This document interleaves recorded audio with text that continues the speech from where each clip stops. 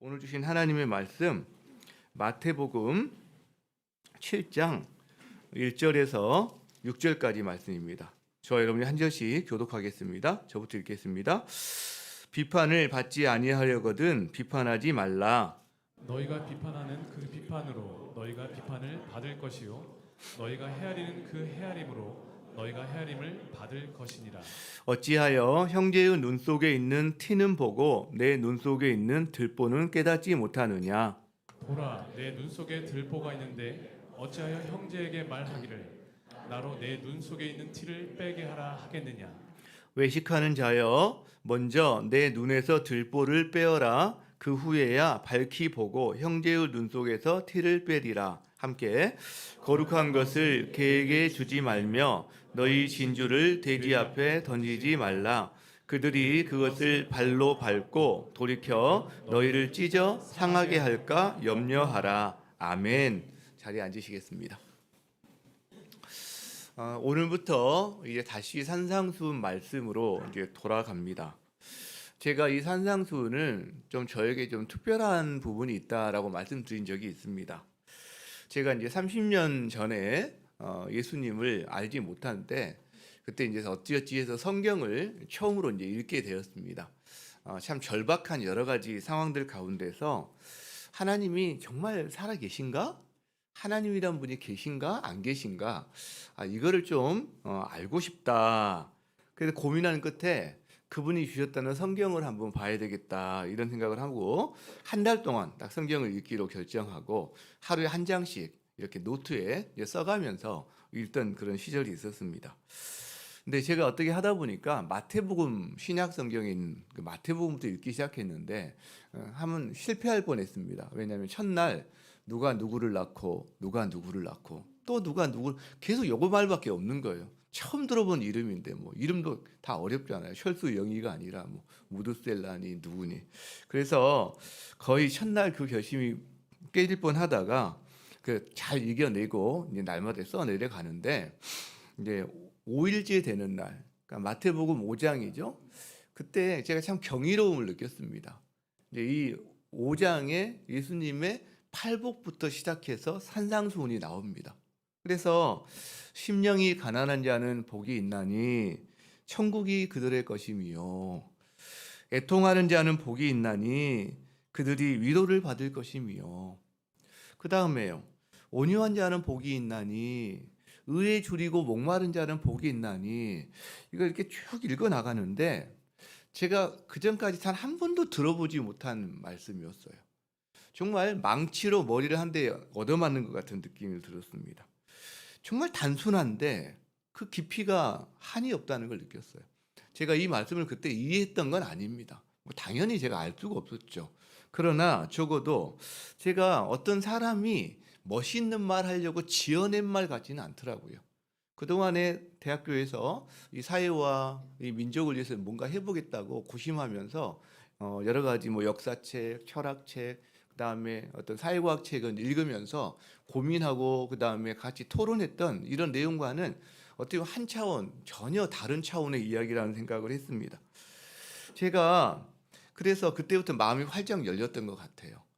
그리고 그분을 더 알고 싶다, 만나고 싶다 이런 생각을 하게 된 계기가 되었습니다. 여러분 저만 그런 게 아닐 거예요. 2000년 전에 직접 예수님에게서 이 말씀을 들었던 사람들요. 그래서 이 팔복을 듣고 산상수훈은 산 위에서 예수님이 가르치신 가르침이란 뜻이거든요. 그걸 직접 들었던 사람들도 이 경이로움을 느꼈습니다. 그때 당시에 여러 가지 종교 지도자들의 가르침이 있었어요. 뭐 바리새인, 서기관들 그 사람들 가르침이 있었는데 그들과는 전혀 다른 거죠. 권위가 있고 뭔가 이제까지 들었던 가르침과는 전혀 차원이 다른 것을 느꼈을 거예요. 그리고 그거는 2000년 역사 가운데 수없이 많은 사람들이 이 산상수훈 말씀으로 자기의 삶을 하나님께 드리고 주님을 깊이 만난 은혜의 역사들이 있었다는 거죠. 여러분 우리도 그동안 지금 이 산상수훈 말씀을 통해 팔복부터 시작해서 산상수훈 말씀을 통해서 그 경이로움을 경험해 왔습니다. 우리의 눈꺼풀이 이렇게 벗겨지기 시작했어요. 우리는 그동안 예수님의 말씀이 그리고 신앙이라는 것이 너 이거 해야 해. 혹은 이건 하면 안 돼. 그래서 뭔가 해야 될 의무 목록이거나 내가 하지 않아야 될 어떤 피해야 될 목록 어떤 그런 가르침인 줄 알았는데 그게 아니라는 걸 우리가 알게 됐어요. 이 산상수훈을 통해서 하나님이 어떤 분이신지를 계속 말씀하고 계시고 그분의 자녀로서 관계를 맺는 우리는 그분의 자녀답게 살아가는 삶의 모습이 어떤 건지에 대해서 우리에게 가르쳐주고 있다라는 거죠. 자, 그래서 오늘부터 이제 마태복음 산상수훈 마지막 부분인 7장을 우리가 함께 살펴보려고 하는데 이 7장에는 여러 내용들이 조각조각 이렇게 나옵니다. 조각이 참 많아요. 이 전체를 총괄하는 어떤 흐름이 뭘까? 좀 쉽지는 않지만 좀 느슨하게 우리가 연결해 볼 수 있다면 관계라는 단어를 쓸 수 있을 것 같아요. 관계. 그 7장에는 우리가 형제 자매들을 어떻게 대해야 되는지, 그들과 어떻게 관계를 맺어야 되는지, 그 다음에 하늘 아버지와는 어떻게 관계를 맺어야 되는지, 그리고 모든 사람에 대해서는 우리가 어떤 자세로 살아야 되는, 어떤 관계를 맺어야 되는지, 이어서 순례자들, 제자들에게 주님이 주시는 말씀으로 이렇게 구성이 되어 있다라고 볼 수 있어요. 여러분, 이 관계라는 말이 나왔는데 신앙생활은 관계입니다. 관계예요. 어떤 철학, 어떤 사상, 어떤 의무, 어떤 율법이 아닙니다. 신앙생활은. 그래서 우리는 신앙생활이 무엇을 특정한 무엇을 해야 해, 혹은 이러이러한 것은 하면 안 돼, 우리가 그렇게 생각할 수 있는데 그게 아니라 신앙생활은 관계인데 지금도 살아계신 하나님과의 관계, 우리를 지으시고 우리를 사랑하시는 그분과의 인격적인 만남과 관계다라는 거죠. 그래서 이 하나님과의 관계가 회복이 되면 하나님 안에 있는 하나님의 그 사랑과 충만함이 우리 삶에 흘러 들어오게 됩니다. 그래서 우리가 정말 우리 자신도 회복이 일어나면서 자기 자신과의 관계도 회복이 일어나요. 그리고 실제로 다른 사람과의 관계의 회복도 일어나고요. 세상과의 관계의 회복도 일어나고 세상을 충만하게 하는, 다른 사람과 또 화목하게 하는 이런 사람으로 변화되어 간다라는 거죠. 여러분, 교회 안에서 어떤 사람이 신앙이 좋은 사람일까요? 뭔가 어떤 특정한 행위, 말씀과 기도를 많이 보고 하는 사람 중요합니다. 그러나 그게 아니에요. 신앙이 좋은 사람은 관계가 좋은 사람이에요. 물론 우리가 완전하진 못하죠. 온전하진 못하죠. 그러나 관계에 있어서 성장해 가는 사람, 관계에 있어서 성숙해 가는 사람, 이 사람이 신앙도 잘 자라가고 있는 사람이다 라고 본다면 거의 맞을 거예요.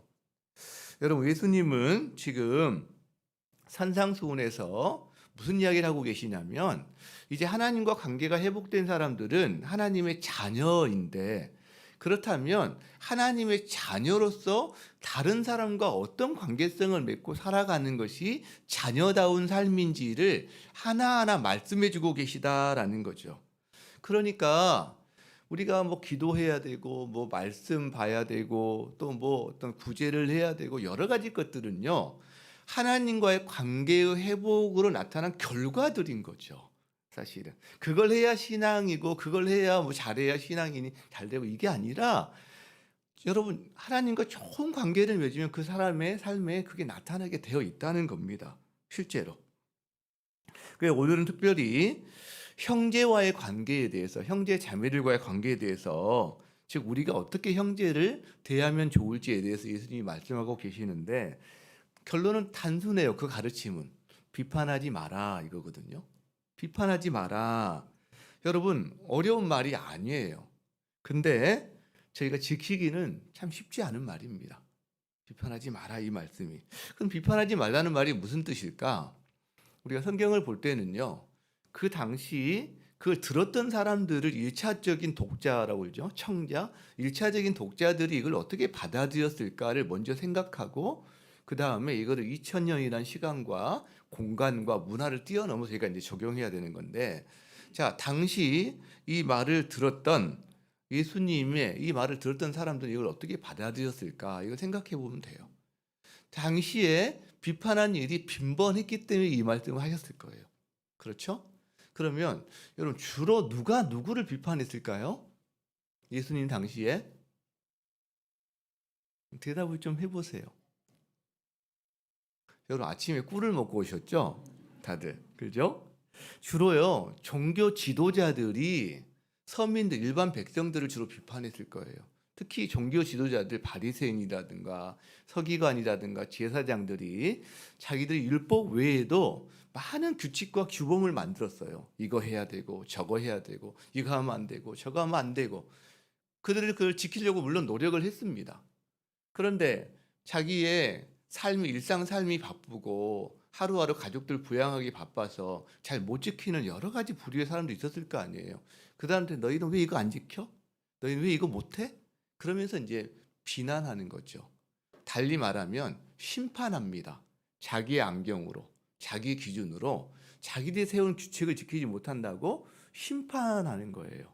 그리고 정죄하는 거예요. 이 비판한다는 말은 그래서 단순히 어떤 애정어린 충고 이런 게 아니에요. 지금 충고, 책망 이 정도가 아니라 심판자의 위치에서 심판하거나 다른 사람을 정죄하는 것을 이야기한다라고 이해하시면 될 것 같아요. 그러니까 비판하지 말라는 말은 심판하지 마라, 정죄하지 마라 이런 말인데 바리새인의 그 기도문 대표적인 게 하나 있죠. 누가복음 18장에 보면 바리새인이 이렇게 기도를 합니다. 다른 사람과 따로 서서 기도를 하는데요. 이렇게 말을 하는 거죠. 하나님, 제가 참 감사한 게 있는데요. 제가 토색하는 사람, 그 권력 같은 걸 가지고 약탈하거나 도둑질하는 사람 토색하는 거거든요. 불의, 간음하는 사람, 저 세리와도 같은 사람과 내가 같지 아니한 것을 감사합니다. 이제 이렇게 기도를 하는 거예요. 근데 예수님은 이제 하나님이시니까 이 기도를 들으시는 분인데 얼마나 참 저희 시골 말로 복창이 터졌을까 이런 생각이 들어요. 이 기도 들으면서 정말 힘드셨겠다 이런 생각이 듭니다. 여러분 지금 뭐 하는 거죠? 이 바리새인은 충만해요. 뭘로? 자기가 옳다. 내가 의가 충만, 괜찮은 사람이야. 이걸로 충만합니다. 자기가 옳고 자기가 틀리지 않았고 그 다음에 정말 자기는 괜찮은 사람이라고 생각하는 것, 그런 사람들은 실수를 범하게 되는데 내가 우월해라고 생각하게 돼요. 우월해 너보다. 그리고 나는 그런 입장에서 너를 심판자가 자기를 심판관으로 삼고 심판하게 됩니다. 다른 사람을 쉽게 정죄하게 되는 거죠. 왜? 자기 기준에 못 미치니까. 자기 기준에 못 미치니까. 자, 그렇다면 왜 비판하지 않아야 하는 걸까? 그리고 대안은 무엇일까? 그냥 살펴보기를 원하는데요. 여러분 먼저 우리가 비판하지 말아야 되는 이유가 여러 가지가 있는데 한 세 가지 정도 살펴볼 텐데요. 우리는 먼저 비판받는 것을 좋아하는 사람이 없습니다. 여러분 비판받는 거 좋아하세요? 그런 사람은 없습니다. 1절을 볼까요? 비판을 받지 아니하려거든 비판하지 말라 그랬단 말이에요. 자, 나는 비판받는 거 너무 좋아해. 막 기분이 나. 기분이 업돼. 여러분 그럼 비판 많이 하세요. 비판 많이 받을 테니까. 근데 그런 사람 없다는 거예요. 특히 단순한 정죄나 심판은 말할 것도 없고요.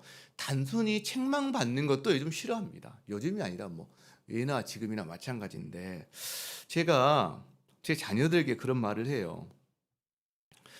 누가 너에게 특별히 선생님이나 그대 권위자가 너에게 정말 애정 어린 어떤 충고나 책망을 할 때 너는 그때 마음속에서는 뭔가 밀어내고 싶고 조금은 힘들 수 있지만 그러나 그것을 감사하게 여겨야 된다. 왜냐하면 너에 대한 기대가 있고 애정이 있기 때문에 하는 거지 기대 자체가 없으면 아예 그 말도 하지 않는 거야. 그러면서 아이들을 제가 여러 번 이야기하는데요.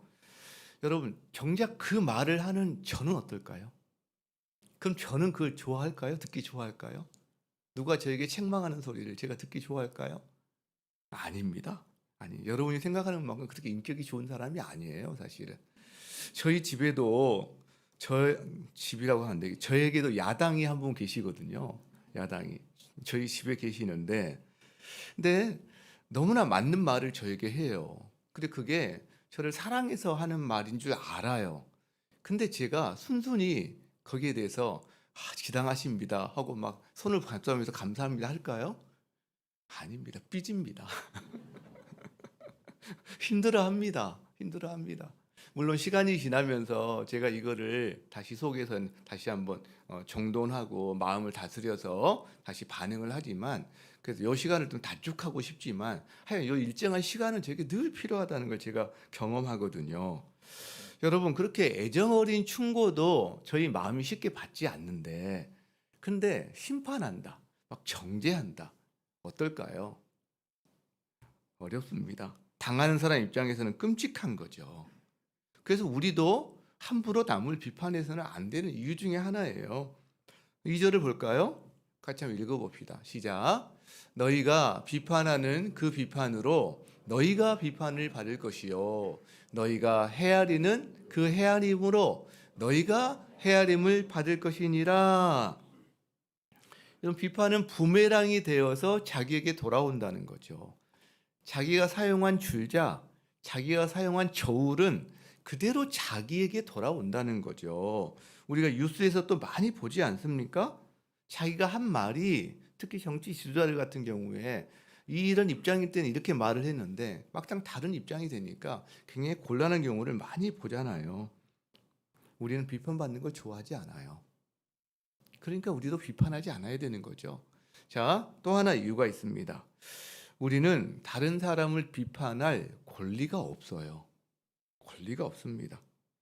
여러분, 비판이 체질이 되어 있는 사람이 혹 있을 수 있어요. 비판이. 그런 사람은 굉장히 기본적으로 부정적입니다. 그 다음에 다른 사람의 잘못에 대해서, 실수에 대해서 굉장히 인색하고요.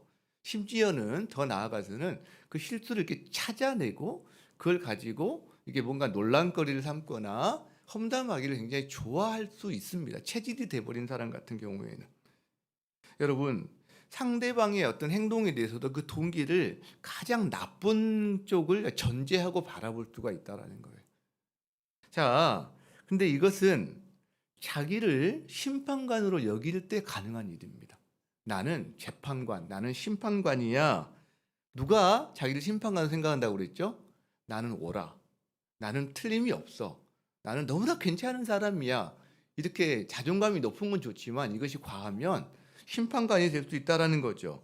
근데 성경은 뭐라 하나요? 로마서 14장을 볼까요? 자, 남의 하인을 비판하는 너는 누구냐? 그가 서 있는 것, 넘어지는 것이 자기 주인에게 있다라는 말을 합니다. 그러면서 주인은 누구냐면 바로 권능자신 하나님이라는 말을 하거든요. 여러분, 다른 말로 하면 비판할 수 있는 사람은 주인이 자기 종밖에 비판할 수 없다라는 이야기를 하는데, 네가 만약 비판한다면 네가 그 사람의 주인이고 그 사람 너의 종이냐? 그래서 이런 말을 한다는 거예요. 이런 말을 한다는 거예요. 여러분, 주인은 오직 하나님이세요. 주인은. 그렇기 때문에 사람은 하나님이 아니기 때문에 다른 사람을 비판할 권리가 없습니다. 기본적으로. 만일 사람이 자기 스스로 심판관이 된다면 심판관이신 하나님의 권리를 뺏어오는 거예요. 자기가 사실상 하나님 노릇하는 거나 마찬가지다라는 거죠. 여러분, 우리는 심판관이 아니에요. 우리는 오히려 심판받는 사람 쪽에 속한 사람들 아닙니까? 그러니까 로마서 2장 1절에 이런 말씀을 하죠. 같이 읽어보겠습니다. 시작. 남을 판단하는 사람아, 판단하는 것으로 내가 너를 정죄함이니 판단하는 내가 같은 일을 행함이니라. 여러분, 우리가 판단받는 위치에 있는 사람의 위치에 있는 사람들이다라는 거죠. 그러니까 심판하지 마라. 정죄하지 마라. 하나님 노릇하지 마라. 주제넘게 네가 하나님이 되려는 너의 주제넘은 야망을 너는 가져서는 안 된다라고 이야기하고 있다는 거죠. 자, 또 하나, 왜 비판하지 말아야 될까? 우리는요, 다른 사람을 비판할 자격도 없는 사람입니다. 우리 3절을 한번 볼까요? 3절에 형제 눈 속에 티가 있어요. 자기 눈 속에는 들보가 있어요. 근데 자기 들보는 못 봐요. 다른 사람 눈에 있는 티만 보여요. 자, 예수님은 이런 어떤 비유를 말씀하실 때 주로 자기 그 삶의 그 당시 삶의 일상생활에 있는 것들을 가지고 말씀하셨거든요. 자, 예수님 직업이 뭐였습니까? 목수요, 목수. 예수님 직업이 목수였죠. 자, 톱질을 하면 톱밥이 날려요. 그게 눈에 들어갈 수가 있습니다. 그게 티가 되는 거죠. 근데 집을 지을 때 큰 통나무를 다듬어야 합니다. 그걸로 대들보를 삼아야 되거든요. 들보가 바로 그 통나무 대들보인 거죠. 그래서 거기서 한번 가져오신 비유 같은데 이게 두 가지는 비교가 안 되는 겁니다. 여러분, 톱밥 날리는 티끌 같은 거 하고 큰 통나무하고 비교가 안 되는 거죠. 허물로 친다면 이거는 뭐 수십 배 엄청난 차이인 거죠. 그런데 자기 눈에 들보가 있는 사람이 상대방 눈에 있는 티는 잘 봐요. 그리고 그거를 지적질을 한다. 여러분, 허물의 차이가 너무나 확연하죠. 확연하죠. 그죠? 근데 이게 온당합니까? 온당하지 않죠. 4절에 그래서 이렇게 나옵니다. 같이 읽겠습니다. 4절 시작. 보라, 내 눈 속에 들보가 있는데 어찌하여 형제에게 말하기를 나로 내 눈 속에 있는 티를 빼게 하라 하겠느냐. 여러분, 우리 실제 삶에서요, 자기 눈에 들보가 있는데 상대방 눈에 있는 티를 빼려고 하는 건 상식적으로 안 맞습니다. 그렇죠? 근데 저와 여러분이 살아가는 세상에서는 어떨까요? 이게 보편적입니다. 이게 실제로 일어나는 일입니다. 지금 우리 성도님들 마음속에서 나는 그래도 들보 정도는 아니지 라고 생각하는 분이 뭐 많이 계실 수 있어요. 또 실제 그럴 수도 있습니다. 그런데요, 저희들은 치명적인 약점이 있어요. 인간은. 그 치명적인 약점이 뭐예요? 뭐예요? 다른 사람들에 대해서는 엄격해요. 자기에 대해서는요, 관대합니다. 이게 우리가 빼버릴 수 없는 약점들이에요, 실제로. 여러분, 그래서 이것을 줄인 말이 사자성어가 있어요. 조선시대 때 쓴 사자성어는 아니고요. 지금 저희들 시대에 쓰는 사자성어죠. 뭐죠? 내로남불이죠. 내로남불. 내가 하면 노면 쓰고 남이 하면 불륜이라는 말. 대표적인 말 아닙니까? 실제로. 그러니까 다른 사람들의 잘못은요, 방방 떠요. 정말 지적질하고 크게 잘못했다고 지적하지만 자기가 하면 그럴 만한 사정이 있는 거야 라고 이거를 사소하게 여겨버린다는 거죠. 자, 요한복음 8장에 보면 간음하다가 현장에서 붙잡힌 한 여인 이야기가 나옵니다. 자, 5절 3절을 보면 서기관들, 바리새인들, 즉 종교 지도자들이 실제로 음행하다가 잡힌 여자를 어떻게 잡아왔는지도 모르겠는데 하여간에 잡힌 여자를 끌고 와서 성전 한복판에 세웁니다. 자, 그런 다음에 이렇게 말을 해요. 자, 모세 율법에 의하면 이 여자는 돌 맞아 죽어야 합니다. 우리한테 돌로 치라고 그랬습니다. 예수님 당신은 어떻게 말하겠습니까? 근데 예수님이 대답을 안 하세요. 대답을 오랫동안 안 하세요. 그러니까 그들이 7절에 보면 계속해서 묻습니다. 어떻게 해야 됩니까? 지금 어떻게든 예수님께 갈고리를 하나 걸어서 예수님을 지금 넘어뜨리려고 하는 부분이 있는 건데 그때 예수님이 말씀하십니다. 너희 중에 죄 없는 자가 먼저 돌로 치라. 자, 그다음 어떤 일이 벌어졌을까요? 양심의 가책을 느낍니다. 하나씩 하나씩 다 떠나갑니다. 아무도 남지 않습니다. 여러분, 그렇게 기세등등하던 사람들이 다 어디 갔습니까? 여러분, 무슨 이유로 그들이 다 사라졌습니까? 이 말씀 한마디요. 너희 중에 죄 없는 자가 먼저 돌로 치라. 이 말씀 한마디요. 누가 먼저 돌로 칠 수 있는 사람이 있겠습니까? 아직 자기를 잘 몰라서 그렇지 깨닫지 못한다고 그러거든요. 자기를 잘 깨닫지 못해서 그렇지 자기 눈에 들보가 있는 것을 몰라서 그렇지 실제로 우리는 다 들보를 가지고 있는 사람들이라는 거예요. 들보를. 그런데 어떻게 다른 사람 눈에 있는 티를 빼겠다고 그렇게 난리법석 요란을 칠 수 있단 말입니까? 빈 수레가 요란하다. 속담이 어떤 경우에 참 성경적이다는 생각도 많이 들어요. 빈 수레가 요란하다 이런 말이 있잖아요. 여러분, 그래서 비판이 체질화되어 있는 사람은 요란하거든요. 다른 사람을 흠잡고 지적질하는데 요란하거든요. 그 사람은 어떻게 보면 그 인생은 빈수레일 가능성이 높습니다. 혹은 아직 인생을 잘 모르거나 적어도 성숙한 사람은 아닐 가능성이 높다라는 거죠. 만일에 한 가정 안에 부부 사이에 부모 자식 간에 뭔가 서로를 향한 비판으로 그 집이 요란하다면 여러분 그 집은 어떻겠습니까? 빈수레 같은 집인 거죠. 속빈강정이라고 할 수 있겠죠. 여러분 한 교회 안에요. 목사와 성도 사이에 성도와 성도 사이에 서로 흠잡고 비판하고 그다음에 뭐 어떻게든 흠잡아서 뭔가 이렇게 말하지 못하면 마음이 풀리지 않고 여기서 쑥덕쑥덕 저기서 쑥덕쑥덕 그래서 뒷담화가 아주 너무나 요란한 교회라면 여러분 그 교회가 잘 설 수 있겠습니까? 그 교회가 건강한 교회라고 말하기는 어려울 거예요. 실제로. 여러분 하나님이 우리를 하나님의 자녀로 불러주심은 자기 하나밖에 없는 아들 예수 그리스도를 이 땅에 보내서 그를 십자가를 지게 하고 희생을 시키면서까지 우리와의 하나님의 자녀된 관계를 회복하려고 하는 것은 우리한테 하나님이 되라고 하나님처럼 심판자 노릇하라고 다른 사람 지적질하고 그러면서 정죄하라고 부른 게 아니다라는 거죠. 아니다라는 거죠. 자, 그럼 대안이 무엇일까요? 대안. 자, 5절을 한번 봅시다. 5절. 같이 한번 읽겠습니다. 시작. 외식하는 자여 먼저 내 눈 속에서 들보를 빼어라. 그 후에야 밝히 보고 형제의 눈 속에서 티를 빼리라. 여러분 자기 성찰이 먼저라는 거예요.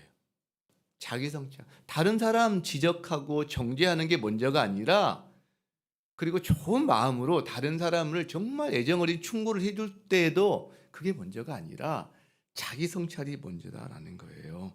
그죠? 그러니까 남의 허물을 보기 전에 너 자신을 살피렴. 지금 이 말씀을 하고 있다는 거죠. 왜? 자칫하면 네가 남의 허물 지적질하다가 너에게 있는 잘못을 간과하기가 쉽거든. 이 이야기를 하고 있다는 거죠. 여러분 이런 잘못 혹은 이런 실수를 범하고 있는 대표적인 사람들이 바로 바리새인들이에요. 바리새인들. 여러분 바리새인들은 율법을 철저히 지키려고 노력했습니다. 뭐 그건 사실 높이 사줘야 되죠. 근데요 문제가 있는데 율법의 세세한 부분들은 정말 잘 지키려고 노력했어요. 세세한 부분들. 뭐 어떤 부분이 있을까요? 이들은 뭐 구제, 그다음에 기도, 뭐 성경을 읽는 것, 그다음에 뭐 이런 거 많이 하나하나 다 만들었죠. 이걸 해야 되는 것, 안 해야 되는 것, 하루에 뭐 3번 기도하는 것, 그리고 11조도 뭐 자기 갖고 있는 이를테면 정말 작은 용돈 1,000원을 받았으면 100원을 내가 해야 돼. 이 정도까지 막 박하와 뭐 이런 것까지 다 계산한 사람이었단 말이죠. 잘 지키려고 한 노력은 가상합니다. 근데요, 진짜 중요한 율법의 핵심은 놓쳐버리고 이거는 무시하는 거예요. 여러분, 율법이 진짜 중요한 게 뭘까요? 하나님이 이스라엘에게 왜 율법을 주셨을까요? 이스라엘을 선택하시고 이스라엘에게 하나님의 말씀을 맡기신 것은 이스라엘만 축복하려는 게 아니라 그들을 통해서 하나님 나라가 세워지고 그들을 통해서 열방 이웃들에게 하나님의 말씀이 펼쳐져 나가서 모든 열방이 주께로 돌아오게 하는 데 이들을 사용하는 거거든요. 근데요, 이들은 분리주의자가 됐어요. 자기를 부정한 데서 거룩하게 지키기 위해서 스스로를 분리시키고요. 다른 사람과 또 분리시키고요. 이방인들을 분리시켜요. 나는 옳아, 너는 나빴어. 계속 분리주의자가 되다 보니까 자기만 계속 고결하고 자기만 계속 옳고 다른 사람들은 무시해야 되고 판단해야 되고 정죄해야 되고 하나님이 가장 싫어하는 여러분 예수님이 오셔서 욕한 적 있습니까? 근데 욕을 하세요. 이 독사의 자식들아. 여러분 이렇게 얌전하게 하신 게 아니에요. 강단이니까 제가 참아 못하지. 우리가 했던 가장 심한 욕으로 하신 거예요. 어떻게 보면. 아마 핏대를 세워 했을지 모르겠어요. 어떤 성경은 이 독사의 새끼들아 이렇게 표현하잖아요. 그죠? 그런 사람이 돼버렸어요. 그러니까 상대 눈에 티는 잘 보면서 자기 눈에 들보는 전혀 보지 못하는 사람의 대명사처럼 되어버린 거죠. 여러분, 이것이 계속되잖아요. 돌이키라고 그렇게 이야기하는데도 계속되면 그 다음에 어떻게 되냐면 6절의 시급을 받습니다. 6절. 6절 볼까요? 거룩한 것을 개한테 주지 말래요. 진주를 돼지 앞에 던지지 말래요. 밟고 상하게 할까 염려하다. 여러분 보세요. 개는요, 이방인을 경멸할 때 쓰는 표현이었습니다. 주로 개는. 돼지는 부정한 것의 대명사였습니다. 이 말은 유대인들이 범위를 좀 좁혀 이야기한다면 자기가 신앙 좋다고 생각하는 유대인들, 바리새인이나 이런 사람들이 이방인들을 쓸 때 주로 쓰던 말이었어요. 이 개 같은 혹은 이 돼지 같은 녀석들 뭐 이렇게 쓰는 말이었단 말이죠. 근데 예수님이 지금 이걸 누구를 향해 쓰고 있죠? 그 바리새인들한테 쓰고 있는 거예요. 그 바리새인들한테. 여러분, 이렇게 될 수 있습니다. 이렇게 될 수 있다는 거죠. 여러분, 우리의 본성은요, 남의 허물은 잘 보여요. 근데 자기 허물은 잘 안 보여요. 그죠? 잘 안 보여요. 자기가 근데 차지하는 허물도 자기 안에 있는 허물인 경우가 많아요. 실제로. 그래서 여러분, 만일 다른 사람의 죄를 비난하거나 정죄하고 싶은 마음이 드신다면 그때 내 안에 들보를 한번 생각해 봐야 된다는 거죠. 그죠? 그래서 우리가 다른 사람의 허물이 보여요? 그러면 야, 건수 잡았다. 비판 정죄가 아니라 저 사람에게 있는 허물이 보인다는 것은 내 안에 그 허물이 있다는 거거든요. 그럼 나도 그 허물이 있다는 거예요. 그러면 어떻게 되겠어요? 아, 내 안에 이 허물이 있는데 주님이 나를 그대로 받아주시는구나. 나를 정죄하지 않으시고 그 다음에 나를 그 여전히 불쌍히 여기시면서 기대해 주시는구나. 이렇게 바라보는 거죠. 그래서 나는 하나님의 자비가 필요한 사람이구나를 깨닫게 되는 거예요. 상대방의 허물을 보면서 자기 허물을 보게 되고 하나님 앞에서 나는 자비가 필요한 사람이라 깨닫게 되는 거죠. 여러분, 마찬가지예요. 그렇게 되면요, 상대방의 허물이 비난과 정죄의 대상이 아니라 심판의 대상이 아니라 오히려 그 사람을 긍휼히 여기게 되고 그 사람을 위해서 기도할 수 있는 기도 제목이 될 수 있다라는 거죠. 교회가 매스컴에 이제 오르내린 지가 한참 됐습니다. 요즘은 뭐 툭하면 이제 맞는 그런 시절로 우리가 가고 있는데요. 교회의 문제가 매스컴에 오르내릴 때마다 참 마음이 아픕니다. 특히 저는 먼저는 그 교회 안에 성도들을 생각하면 마음이 아파요. 그 교회, 그 문제가 오르내린 교회 성도들의 마음은 어떻겠어요? 실제로 얼마나 힘들까 이런 생각은 마음이 아픕니다. 그리고 또 하나는 그 사건 때문에 이걸 접한 사람들이 하나님께로 오는 장애물이 될까봐 저는 그게 참 마음이 아픕니다. 그러니까 이번 행축 때 사람들을 기도하면서 또 접촉하면서 고면할 때 아마 많이 발견하셨을 거예요. 그들 안에 이 장애물이 얼마나 높아져 있는지, 견고해져 있는지. 어떻게든 우리가 그거를 좀 낮추려고 없애려고 노력하는데 시간이 좀 걸리는 걸 많이 발견하잖아요. 그래서 마음이 아파요. 근데 가장 마음 아픈 게 뭐냐면 성도인데 교회를 다니는 사람인데 마치 남 이야기 하듯이 그거를 가지고 조목조목 이야기하면서 즐기듯이 이야기하는 사람을 보면 가장 마음이 아픕니다. 왜냐하면 여러분, 우리는 영적으로 한 가족이에요. 이 땅에 있는 교회는 시간과 공간을 뛰어넘어서 2000년 전의 교회나 지금이나 우주적인 한 교회입니다. 예수 그리스도를 머리로 하는 모든 교회들이고, 그때 우리는 이 안에서 영적인 하나님 안에서 하나님의 한 자녀들이고 한 형제 자매들의 가족이라는 거죠. 그러니까 다른 교회가 아픈 거는 우리가 깔깔거릴 일은 절대 아닙니다. 실제로. 우리도 가족이기 때문에 가족으로서 그걸 대해야 되는 거죠. 가족으로서 아파하고요. 내가 뭔가 그걸 통해서 뭔가 교훈을 얻어야 된다면 가족으로서 사랑하는 마음 가운데서 교훈을 얻어야 되는 거죠. 나와 분리하면 안 됩니다. 실제로. 그래서 다른 사람의 티를요, 우리는 비판과 그 다음에 정죄의 재료로 삼을 수도 있어요. 근데 다른 사람의 티를 자기 성찰의 재료로 삼을 수도 있습니다. 제가 만난 사람 중에 이걸 잘하는 분 중에 한 분이 바로 이찬수 목사님이세요. 제가 사역할 때 이제 회의 시간 때마다 일부 때도 헤맸는데 이게 귀에 못이 박히도록 맞죠? 예, 귀가 박히도록 아침에 그렇게 말을 해가지고 귀에 못이 박히도록 들었던 이야기가 이런 내용이에요. 실제로 어떤 다른 목사님들의 일로 그 교회와 그 목사님 매스컴에 오르내릴 때마다 하셨던 이야기가 있어요. 그분들 비난하지 마라. 그리고 너는 그분들보다 낫다고 생각하지 마라. 자기 자신에게 하신 말씀이에요. 목사님 향상하시는 말씀, 다음은 네 차례야. 다음은 네 차례야. 이걸로 자기를 경성하는 일로 늘 사용하셨거든요. 그 교회를 아파하시면서. 여러분, 바울은 갈라디아 성도들에게 쓴 편지에서 이런 말을 합니다. 갈라디아 6장 1절을 볼까요? 같이 읽습니다. 시작. 형제들아, 사람이 만일 무슨 범죄한 일이 드러나거든 신령한 너희는 온유한 심령으로 그러한 자를 바로잡고 너 자신을 살펴보아 너도 시험을 받을까 두려워하라. 사람이 잘못할 수 있죠. 근데 심지어는 범죄에 해당되는 정도 내용을 할 수도 있죠. 잘못 정도가 아니라, 사소한 정도가 아니라. 자, 그렇게 드러날 때 어떻게 하라고요? 기본적으로 비판, 정죄의 관점이 아니라 그 사람을 사랑하는 마음으로 온유한 심령으로 바로잡을 수 있으면 바로잡는 거예요. 이걸 예수님이 이제 여러 단계를 거쳐서 먼저 그 사람과만 가서 말하고 그 다음에 몇 사람이 가서 말하고 뭐 단계를 말씀하신 게 있는데 어쨌든 온유한 심령으로 그 사람을 권면도 할 수 있어요. 근데 중요한 건 그리고 끝나는 게 아니라 자기를 돌아봐야 돼요. 자기는 시험을 안 받을까요?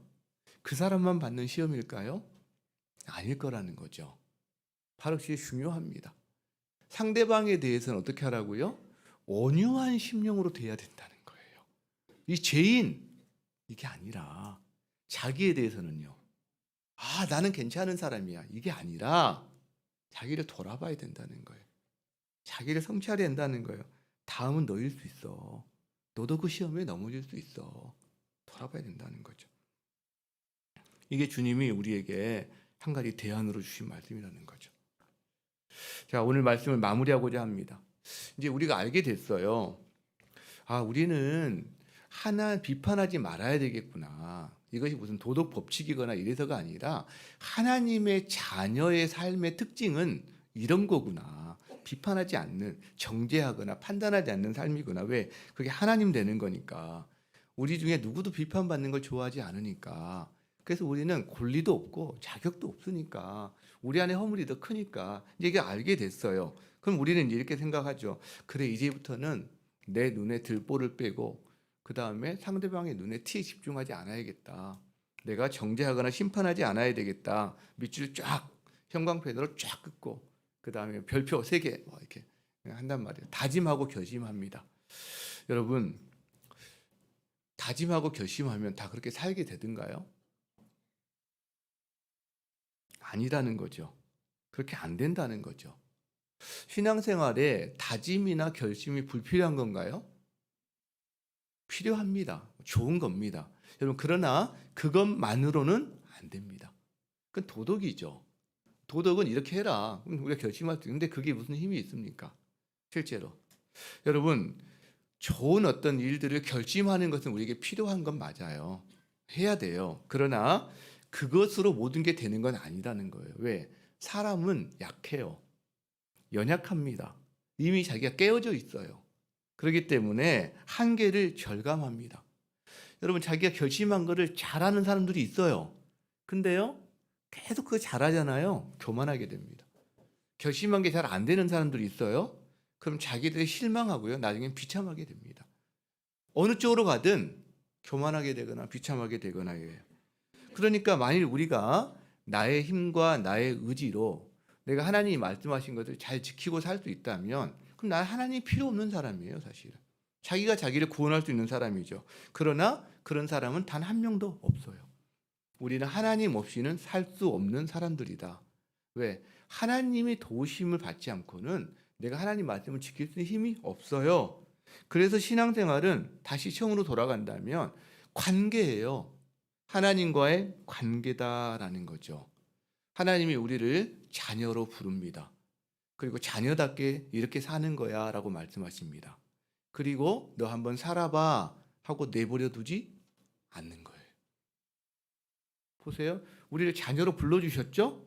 그리고 이제 그 결과로서 하나님의 자녀들은 이렇게 사는 거야 라고 지금 말씀하셨죠? 그리고 손 놓고 계시는가요? 네가 한번 해봐.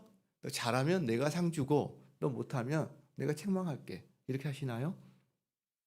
여러분, 우리는 고아가 아니에요. 그래서 하나님께서 성령님을 보내주신 겁니다. 성령님을 보내주신 겁니다. 그렇죠? 우리 연약함을 아시기 때문에 우리 연약함을 돕는 분을 보내주신데 그분이 바로 누구다? 성령님이시다라는 거죠. 그래서 우리는 성령으로 새로워질 수 있습니다. 그래서 우리는 성령으로 새로워져야 합니다. 그래야만 하나님의 자녀된 삶, 예수님의 가르치심을 우리가 그대로 좀 한번 그래도 해보면서 그 기쁨을 누릴 수 있고 충만함을 누릴 수 있다라는 거죠. 여러분, 그래서 에베소 4장에 성령으로 새로워진 사람이 어떤 삶을 사는지 나와 있는데 보실래요? 자, 옛사람을 벗어버리고 새 사람을 입으라고 그래요. 옛사람을 벗어버리고 새 사람을 입으라.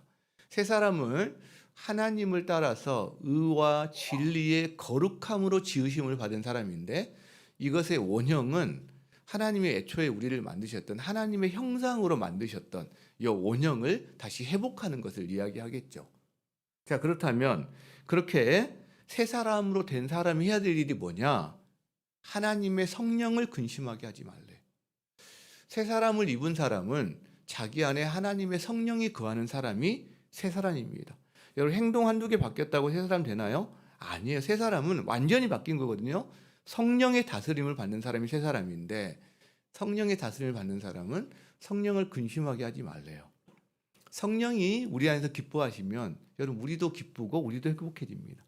근데 뭔가 성령이 자꾸 근심되는 일만 내가 계속해서 하고 있으면 성령께서 근심하고 탄식하면요, 내 인생도 탄식하게 되는 거죠. 자, 그러면서 성령을 따라 사는 삶이 어떤 삶인지 친절하게 하며 불쌍히 여기며 서로 용서하기를 이렇게 나옵니다. 근데 그게 하나님이 예수님 안에서 우리를 용서하신 것처럼 우리가 하나님의 용서를 받았어요. 예수님이 죄값을 치름으로 말미암아. 그런 것처럼 이제 우리는 그 경험한 사람으로서 다른 사람을 대할 때 친절하게 하며 그 다음에 불쌍히 여기며 용서해 주는 삶을 우리에게 말씀하신다라는 거죠. 여러분, 여기 이제 뭐 부부들 또 자녀를 둔 분이 대부분일 텐데 여러분, 언제 자녀에 대한 비난 혹은 부부 사이에 비난이 멈추고 정죄가 멈추던가요? 불평이 멈추던가요? 저는 불쌍히 여기는 마음이 들어올 때 그러더라고요.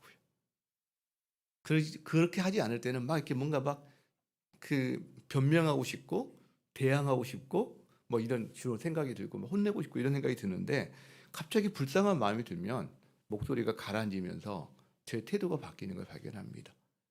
불쌍히 여기면요, 정죄 안 합니다. 심판 안 합니다. 그러니까 너 심판하지 마라, 비난하지 마라, 비판하지 말라는 말은 동전 앞뒷면으로 바꾼다면 불쌍히 여겨라 라는 말로 바꿀 수 있습니다. 불쌍히 여겨라. 여러분, 근데 이 불쌍히 여기는 마음은 하나님의 마음이에요. 성령님이 이 마음을 주십니다. 불쌍히 여기는 마음은. 그래서 여러분, 우리가 성령님의 눈으로 우리가 사는 사람을 바라보면 어떻게 보이겠어요? 불쌍히 여기게 되는 거죠.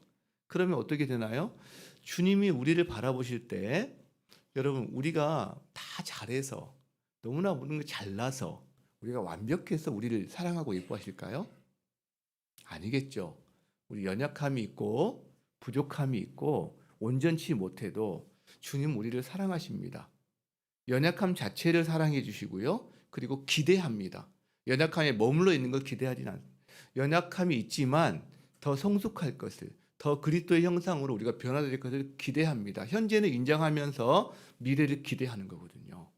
여러분, 우리가 성령님으로 충만하게 되고 예수님의 눈으로 다른 사람을 바라보기 시작할 때 동일하게 이것이 가능해집니다. 현재 그 모습 그대로를 어느 정도 받아줄 수 있어요. 그리고 동시에 기대하게 됩니다.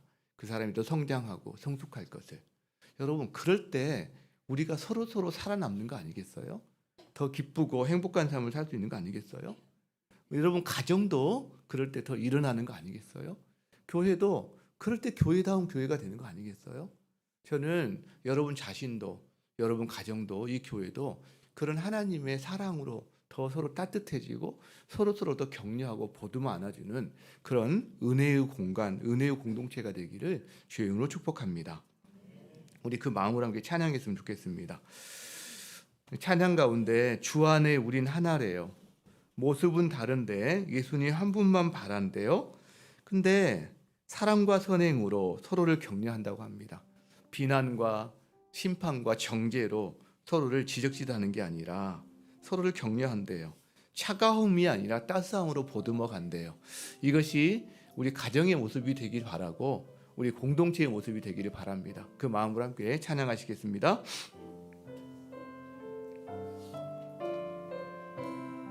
주 안에 우린 하나, 주 안에 우린 하나, 모습은 달라도 예수님 한 분만 바라네. 한 분만 바라네. 사랑과 선행으로 서로를 격려해. 따스함으로 보듬어 가리. 주님 우리 안에 함께 하시니. 형제 자매의 기쁨과 슬픔 느끼네. 내 안에 있는 주님 모습 보네. 그분 기뻐하시네.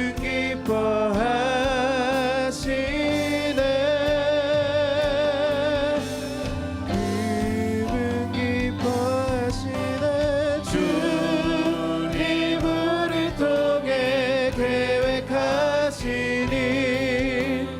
부족한 입술로 찬양하게 하시니.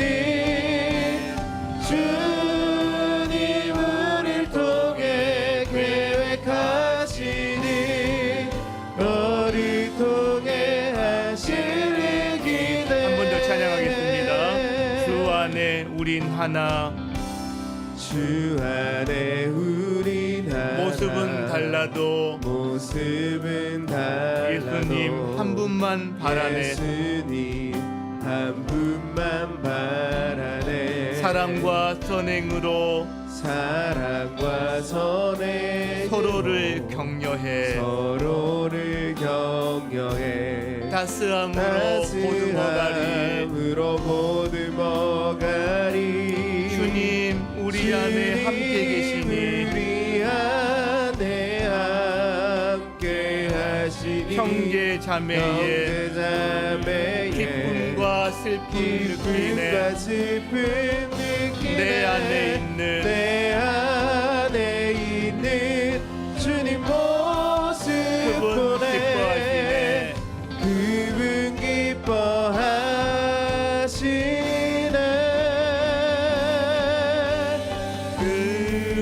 기뻐하시네.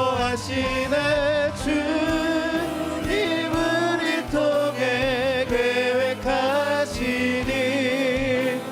부족한 입술로 찬양하게 하시니. 주님 우리를 통해 계획하시니 너를 통해 하실 기대. 주님 우리를 통해 계획하신 일. 주님 우리를 통해 계획하시니 부족한 입술로 찬양하게 하시니. 주님 우리를 통해 계획하신 일. 너를 통해 하실 일 기대해. 이 시간 주님께서 여러분에게 또 어떤 마음, 어떤 메시지 주셨는지 돌이키면서 하나님 앞에 우리가 고백하고 기도한 시간 갖도록 하겠습니다. 함께 기도하겠습니다.